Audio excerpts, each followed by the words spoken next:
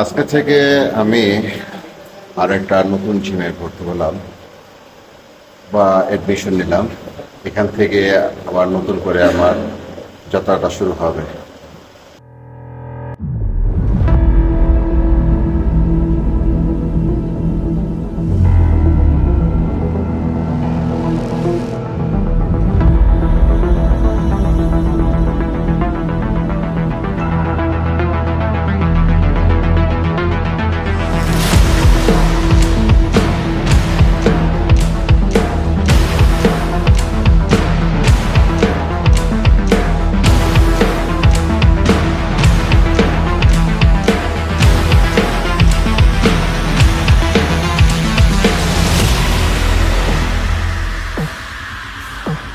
এটা স্কয়ার হাসপাতালের পিছনে।